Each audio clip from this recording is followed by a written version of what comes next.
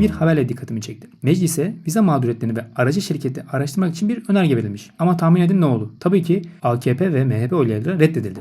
Şaşırdık mı? Hayır. Şimdi neden reddedildiğine girmeyeceğim ama şuna dikkat çekmek istiyorum. Bizim hayatımızı şekillendiren yer meclis. Orada kararlar alınıyor, oylanıyor, yürürlüğe giriyor ve biz hayatımızda bunun etkilerini görüyoruz. Orayı denetlemezsek, nelerin neden reddedildiğini mercek altına almazsak hayatımızın nasıl yönetildiğini nasıl anlayabiliriz? Biz meclisi sorgulamazsak, hani daha önceki videolarda da bahsetmiştim ya, biz patronuz, biz işvereniz, tabiri caizse oradaki işçilerimizin işini nasıl yaptığını biz denetlemezsek işlerin nasıl ilerlediğini asla anlayamayız. İşte bu vize olayları da o işlerden biri.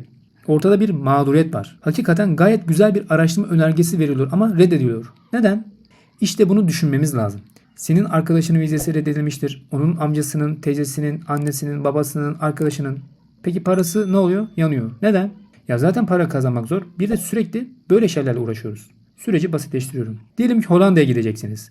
Kendi başınıza başvuru yapabilirsiniz. Ama sistem karmaşık. Hata yapma korkusu var. İnsanlar da doğru olsun, güvenli olsun, hata payı sıfıra insin diye aracı şirketlere gidiyorlar. Mantıklı mı? Bence mantıklı.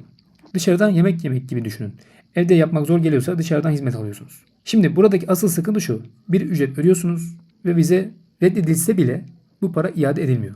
Konsolosluk red verince o para aracı şirkette kalıyor. Konsolosluğun veya o ülkenin cebine de gitmiyor. Burada bir hizmet sözleşmesi var. Tıpkı bir avukatla anlaşmak gibi. Mesela bir avukata ücreti ödersiniz. Davayı kaybedersiniz. Paramı geri ver diyemezsiniz. Çünkü siz onun mesaisine, sürecin takibine, bilgisine, yönlendirmesine para ödersiniz. Sonuca değil, sürece ödersiniz. Buraya kadar normal, aynı mantık. Ama işin rengi nerede değişiyor? Aracı şirket işini düzgün yapmadığı zaman, hata yaptığı zaman. Kaç durum var? 2 durum var. Birincisi sizden kaynaklı reddedilme varsa nedir bunlar?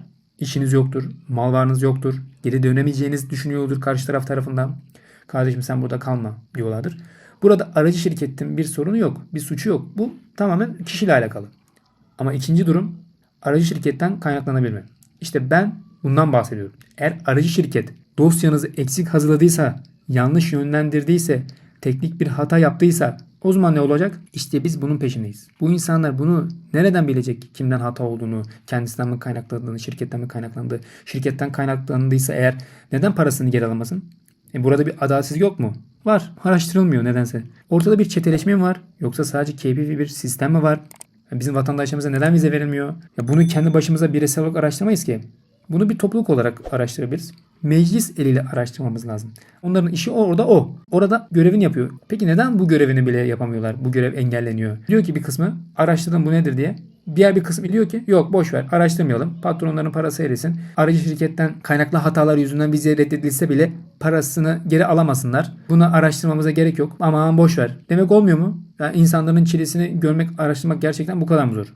Bakın küçücük bir olaydan bile koca bir sistem sorunu çıkıyor. İnsan hakikaten devletini seven bir insan olarak bir şey yapmak istese, bir makam varsa bu kişinin gerçekten ilgilenmek istediği zaman ilgilenebileceği o kadar çok şey var ki. Biraz geçmişteki zekat fakir fukara doyurmak gibi insanlar fakiri zor bulunmuş hani öyle duyarız. Şimdi ise her şey kolay. Fakiri de çok, zengini de çok. Yani her şey çok. Ülkede düzenlemesi gereken o kadar çok şey var ki ülke yönetenlere söylüyorum. Otursalar bir bilgisayarın başına, Twitter'a baksalar, YouTube'a baksalar, Instagram'a baksalar, vatandaşla konuşsalar, odaklanması gereken, ilgilenmeleri gereken o kadar çok şey var ki zamanları kalmaması lazım aslında. Çok çalışmaları lazım. Peki neden yapmıyorlar? Ortada böyle şeyler varken bunu sorgulayalım arkadaşlar. İnşallah ülkemiz daha iyi yerlere gider. İnşallah bu mağduriyetler son bulur. Mağduriyet yaşayan arkadaşlarımıza geçmiş olsun diyorum. İnşallah paralarını geri alırlar.